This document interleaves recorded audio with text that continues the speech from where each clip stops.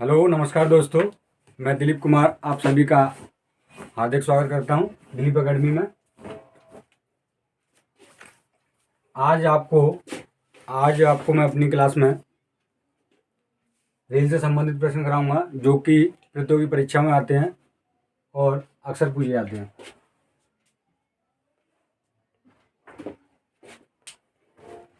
तो समझें।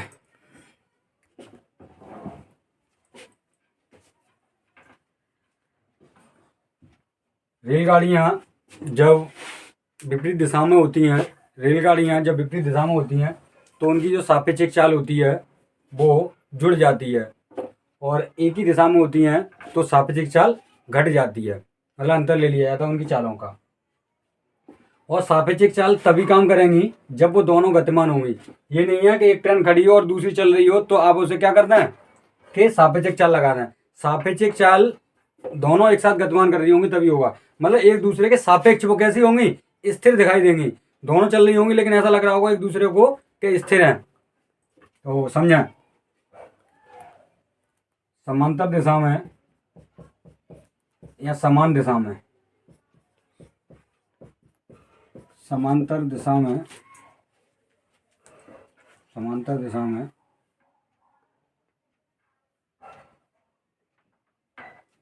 रेलगाड़ी की सापेक्षिक चाल, रिलेटिव स्पीड बोलते हैं अंग्रेजी में। सापेक्षिक चाल, समान दिशा लिख लेना यहाँ, समान दिशा में रेलगाड़ी की सापेक्षिक चाल। तो जब समान दिशा में चलेंगी तो रेलगाड़ी की चालों का अंतर लिया जाएगा S1 और अंतर S2। या तो S1 होगी या S2 होगी। यानी S1 जो है वो रेलगाड़ी की प्रथम रेलगाड़ी की चाल है और दूसरी S2 दूसरी रेलगाड़ी की चाल है। दूसरा, विपरीत दिशा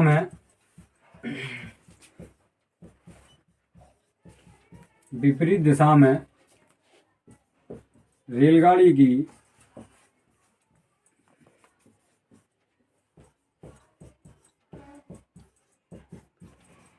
सापेक्षिक चाल बराबर, मैंने अभी बताया था, अगर विपरीत दिशाओं में है तो रेलगाड़ी की चाल जुड़ जाती है। क्लियर? ठीक। क्वेश्चन प्रतियोगी परीक्षा में आते हैं वो इस तरीके से आते हैं। रेलगाड़ी या तो खंभे को पार करती है, रेलगाड़ी को पार करती है, रेलगाड़ी पुल को पार करती है, रेलगाड़ी गुफा को पार करती है, रेलगाड़ी मील के पत्थर को पार करती है, रेलगाड़ी प्लेटफॉर्म को पार करती है। इस तरीके से क्वेश्चन आते हैं। तो जब भी रेलगाड़ी किसी भी चीज को पार करे, चाहे खुद रेलगाड़ी को करे या प्लेटफॉर्म पुल या किसी मील के पत्थर को पार करे, तो जाहिर सी बात है एक दूरी को तय करना होता है। ठीक है, तो उसके लिए क्या होता है, चाल बराबर दूरी बट्टे समय होता है। ये फॉर्मूला है। यानी कि समय जो है वो लगेगा आपका दूरी बट्टे चाल। यानी कि जो समय लगेगा रेलगाड़ी को पार करने में उसमें एक दूरी काम करेगी और उसकी रेलगाड़ी की चाल। ठीक है, क्लियर है ना? तो इसे हम ऐसे लिखेंगे, T बराबर D/S। T बोले तो टाइम, D बोले तो डिस्टेंस और S बोले तो स्पीड। ओके, ठीक। अब रेलगाड़ी जब रेलगाड़ी को पार करेगी तब फॉर्मूला देखो, रेलगाड़ी L1 होगी और L2 होगी, रेलगाड़ी की S1 होगी और S2 होगी। ठीक, यानी रेलगाड़ी 1 की लंबाई L1 और L2 मान ली मैंने रेलगाड़ी लंबाई की दूसरी रेलगाड़ी की लंबाई। S1 को स्पीड रही होगी और दूसरी की S2। क्लियर है ना? ठीक। तो T बराबर, यानी कि रेलगाड़ी जब रेलगाड़ी को पार करेगी तो रेलगाड़ी अपनी दोनों लंबाइयों के बराबर, इसकी लंबाई प्लस इसकी लंबाई, दोनों को पार करने में दूरी तय करेगी। अब अगर रेलगाड़ी समान दिशा में, या लिख लेना समान दिशा में रेलगाड़ी को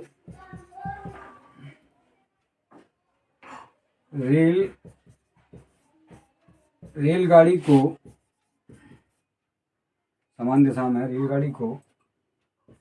रेलगाड़ी द्वारा पार करने में रेलगाड़ी द्वारा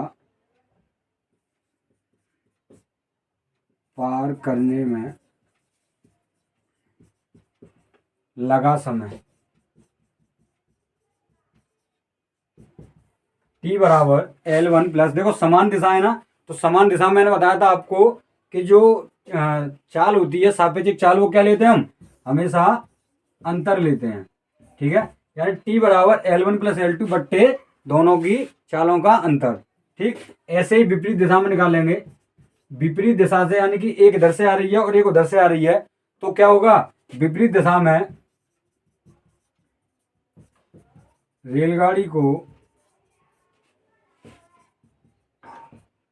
रेलगाड़ी द्वारा पार करने में लगा समय। टी बराबर, तो रेलगाड़ी अपनी लंबाई की दूरियों के बराबर तो काम करेगी, लेकिन विपरीत दिशा में है तो चाल कितनी काम करेगी, S1 प्लस S2। ये हो गया दूसरा, ये दो फॉर्मूले हो गए। तीसरा समझो,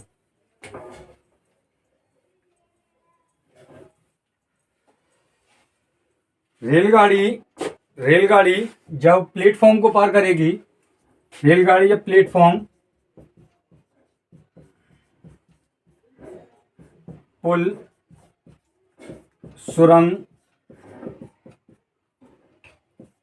गुफा,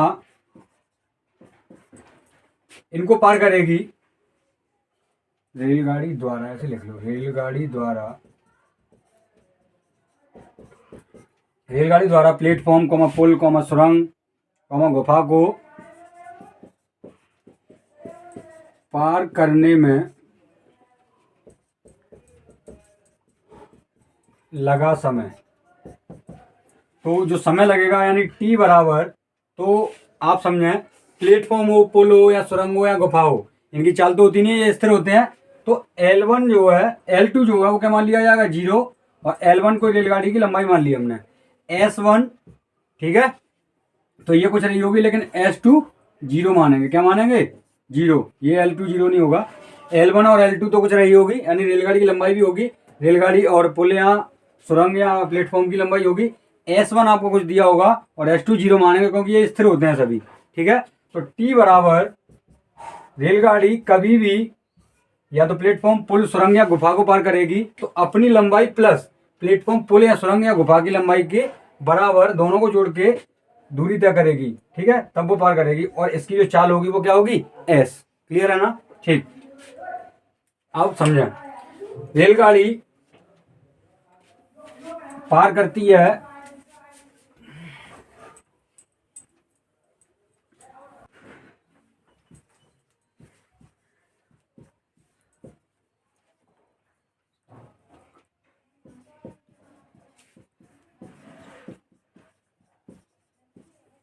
मील का पत्थर,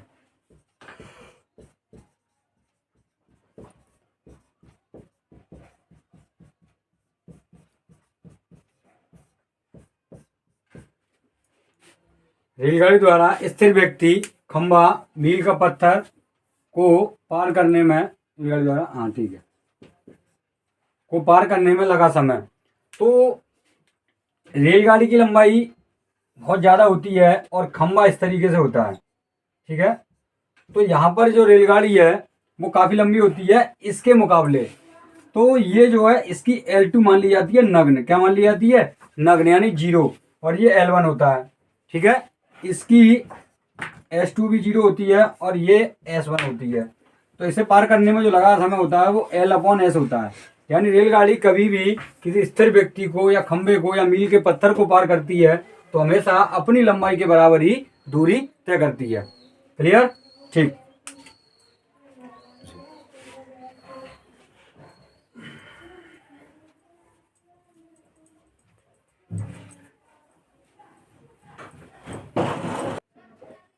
तो क्वेश्चन है इसी कड़ी में, 126 मीटर तथा 114 मीटर लंबी दो रेलगाड़ियां विपरीत दिशाओं में क्रमानुसार 30 किलोमीटर प्रति घंटा तथा 42 किलोमीटर प्रति घंटा की चाल से जा रही हैं। मिलने के बाद कितने समय में वे एक दूसरे को पार कर लेंगी।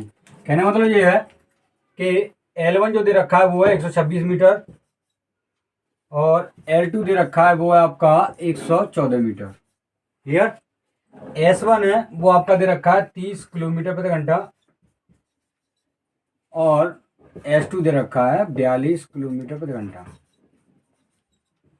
तो मैंने पहले पार्ट में बताया था चाल तथा दूरी वाले में पार्ट में पहले पार्ट में कि ये सेम होने चाहिए, यहाँ ये मीटर में और यहाँ 4 किलोमीटर प्रति घंटा में। तो यहाँ पर देखो कैसे हैं वो विपरीत दिशाओं में, किसमें एक दूसरे को पार कर लेंगे, विपरीत दिशा में जा रही है किसमें। तो इनकी जो रिलेटिव स्पीड होगी वो कितनी होगी, रिलेटिव स्पीड होगी आपकी S1 प्लस S2 बराबर, क्यों, क्योंकि ये विपरीत दिशाओं में इसलिए जुड़ेंगी। तो 30 प्लस 42 बराबर 72 किलोमीटर प्रति घंटा। ओके। अब वो कह रहा है कि मिलने के बाद, यानी मिलने के बाद में जब एक दूसरे को कितनी देर में पार कर लेंगी। तो जो मैंने बताया था अभी क्वेश्चन में एक फॉर्मूला लगा था कि रेलगाड़ी जब भी कभी पार करती हैं तो अपनी दूरियों को बराबर, अपनी लंबाइयों के बराबर दूरी पार करती हैं। तो T बराबर 100 L1 प्लस L2 बट्टे S1 प्लस S2। अब ये मीटर में है और 4 किलोमीटर प्रति घंटा में, इसलिए यहाँ पर डायरेक्ट नहीं लगा सकते, इनको जोड़ के 240 कर दें, ऐसा नहीं होगा। तो समझें एक दूसरा तरीका है इसका कि कभी भी कोई भी 4 किलोमीटर प्रति घंटा में दे रखी हो, किस में दे रखी हो, किलोमीटर प्रति घंटा में, तो आपको क्या करना है, एक जीरो बढ़ाना है और नीचे 36 लिख देने हैं। इसका मतलब ये है कि 720 मीटर को पार करने में उसे लगते हैं 36 सेकंड। कितने, 36 सेकंड। अब जो L1 प्लस L2 है वो कितनी है, यानी दूरी कितनी चलनी है मुझे, 126 प्लस 114 यानी कि 240 मीटर। कितनी चलनी है, 240 मीटर। तो L1 प्लस L2 240 मीटर है, लेकिन मुझे इतना पता है कि जो रेलगाड़ी है वो 720 मीटर को पार करने में 36 सेकंड लेती है। तो वो यही पूछ रहा है कि 240 को पार करने में उसे कितना समय लगेगा। तो जाहिर सी बात है, देखो यहां से करेंगे कि 720 मीटर को पार करने में लगा समय बराबर 36 सेकंड। तो 240 को पार करने में 36 इंटू 240 बट्टे 720, जीरो से जीरो काटूंगा, 24 या 72 और 3 से काटूंगा 12 सेकंड। यही आंसर होगा।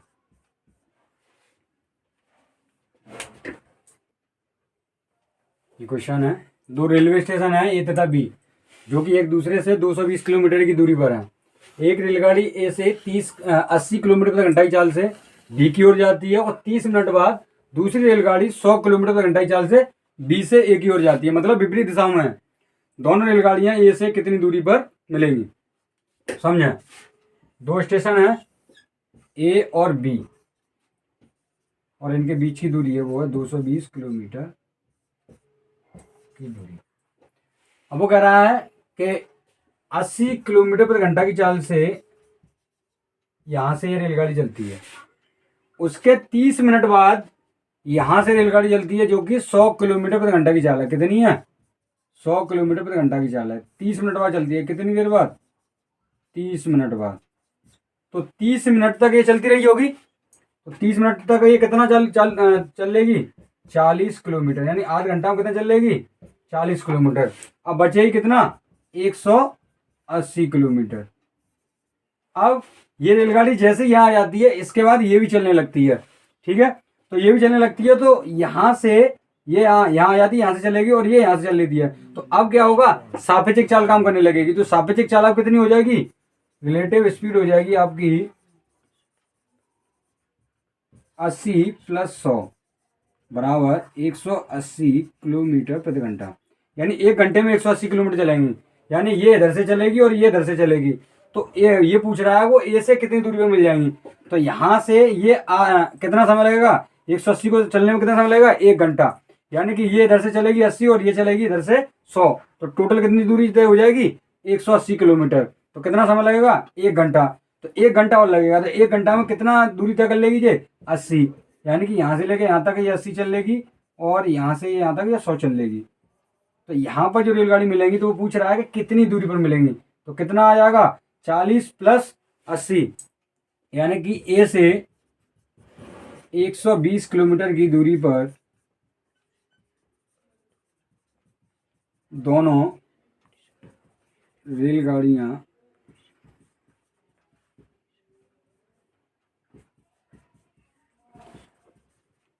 मिलेंगी।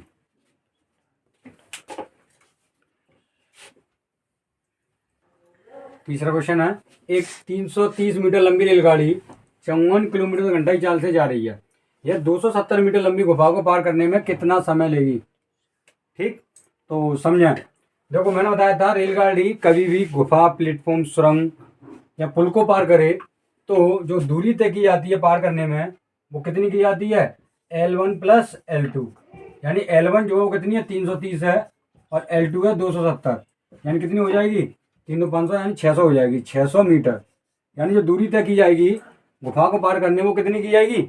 600 मीटर। अब रेलगाड़ी की जो चाल है वो कितनी है? 54 किलोमीटर प्रति घंटा। यानी कि S1 बराबर दे रखी है 54 किलोमीटर प्रति घंटा। S1 क्या है? यही होगी S2 तो जीरो ही है क्योंकि गुफा चलती नहीं है, उसकी चाल जीरो होगी। तो T बराबर अब देखो मैंने बताया था किलोमीटर प्रति घंटा में अगर कभी भी कोई भी चाल दे रखी हो तो क्या करेंगे? 540 यानी एक जीरो अपनी तरफ से लगाएंगे और नीचे लगाएंगे 36।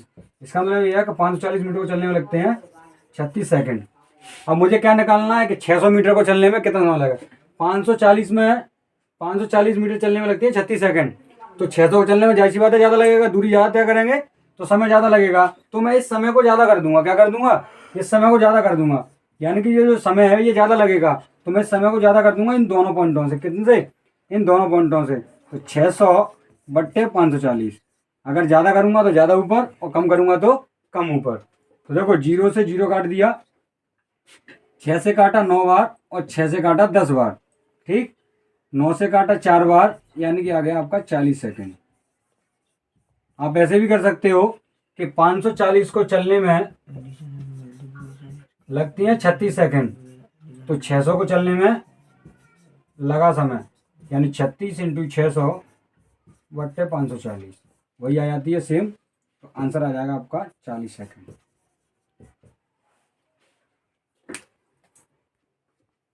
चौथा क्वेश्चन है, 30 मीटर पर सेकंड की गति से, मतलब इसका ये है कि एक सेकंड में वो कितना चलती है? 30 मीटर। तो 30 मीटर पर सेकंड की गति से जा रही 270 मीटर लंबी रेलगाड़ी 180 मीटर लंबे पुल को, यानी कि पुल को पार करने में, और रेलगाड़ी जब भी पुल को पार करती है तो अपनी लंबाई प्लस पुल की लंबाई दोनों के बराबर दूरी तय करती है। तो 270 प्लस 180 कितना हो जाएगा? 100, 300 और 150 यानी कि 450 मीटर। क्लियर इतना? अब वो कह रहा है कि 30 मीटर पर सेकंड है, यानी कि जो चाल है वो स्पीड है वो कितनी है? 30 मीटर प्रति सेकंड। इसका मतलब ये है कि एक सेकंड में वो चलती है 30 मीटर। ठीक है, तो 450 को चलने में जाहिर सी बात है समय ज़्यादा लगेगा। ठीक है, तो कैसे लिखेंगे? 30 मीटर को चलने में या पार करने में, 30 मीटर को पार करने में लगा समय बराबर 1 सेकंड। कितना लगता है? 1 सेकंड। तो 450 को पार करने में कितना समय लगेगा? 1 × 450/30 काटूंगा मैं तो 15 आ जाएगा। कितना आ जाएगा? 15 सेकंड।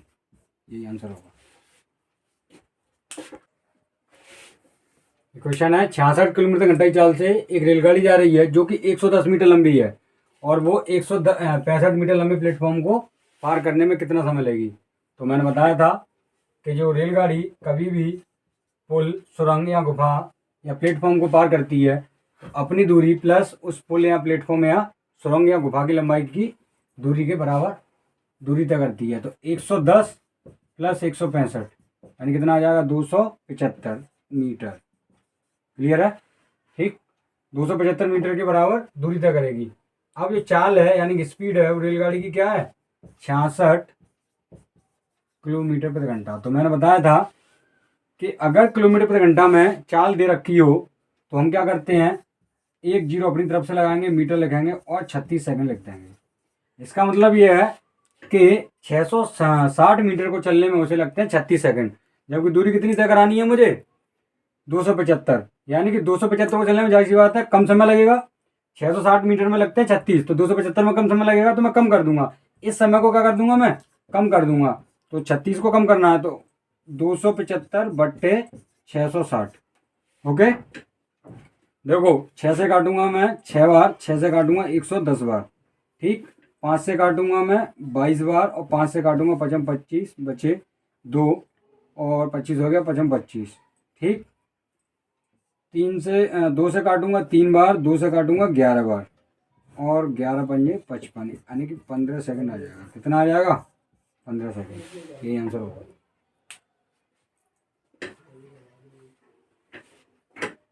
ठीक।